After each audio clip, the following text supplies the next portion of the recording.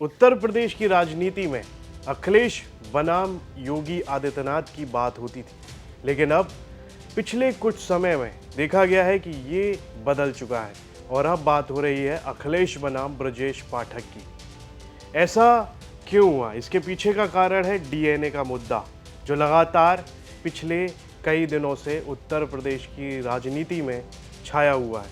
हर ओर इसी की बात हो रही है।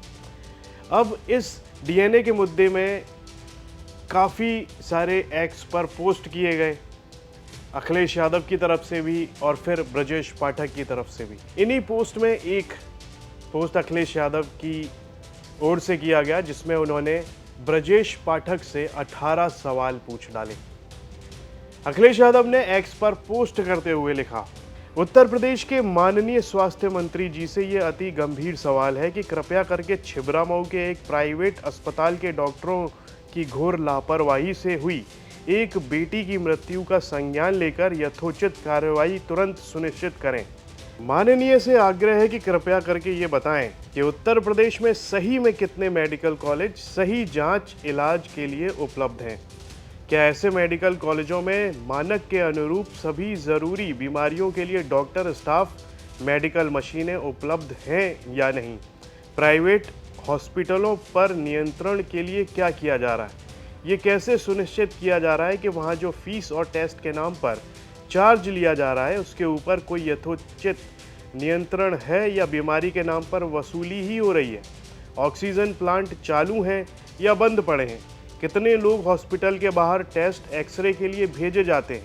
दवाई कंपनियों के दबाव में कितने लोग जेनेरिक दवाओं की जगह महंगी दवा लिख रहे हैं? हॉस्पिटल की साफ सफाई के लिए कितना स्टाफ है? मेडिकल करप्शन पर आखिरी बार चर्चा कभी हुई भी है या सारा गोरखधंधा मिली भगत से चल रहा है? कैंसर जैसी बीमारी के लिए उत्तर प्रदेश के लोगों को कब तक बाहर जाना पड़ेगा?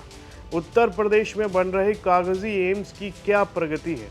गांव में डॉक्टर हाजिर होते हैं या सिर्फ हाजिरी लगती है?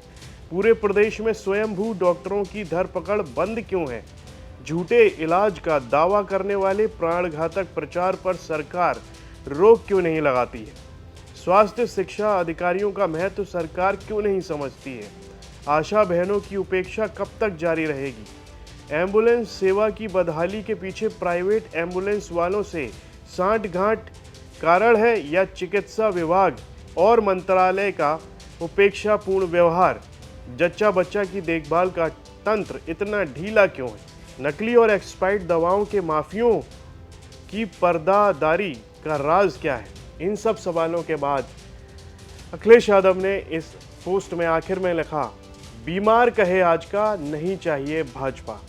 अखिलेश के इस पोस्ट के बाद कन्नौज का एक मामला और गर्मा सकता है, क्योंकि कन्नौज में एक किशोरी की मौत हुई है और उसकी मौत कन्नौज के छिबरामऊ के एक अस्पताल में हुई। और उस मामले के बाद अखिलेश यादव का ये पोस्ट, जिसमें उन्होंने उत्तर प्रदेश के डिप्टी सीएम से कई सवाल पूछे हैं, इसके बाद में ये मामला और ज़्यादा गर्म हो सकता है।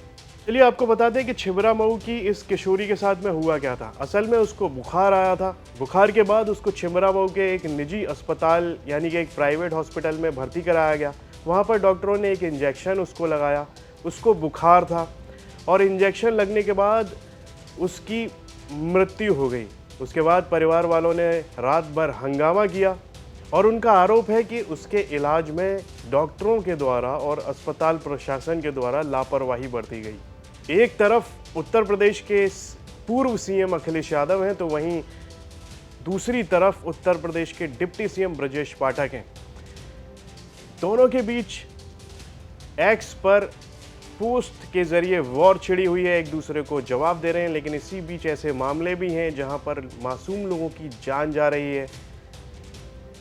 इस सब पर आपकी क्या राय है? कमेंट बॉक्स में लिखकर हमें ज़रूर बताएं और यूपी से जुड़ी तमाम खबरों को देखने के लिए आप देखते रहिए यूपी तक।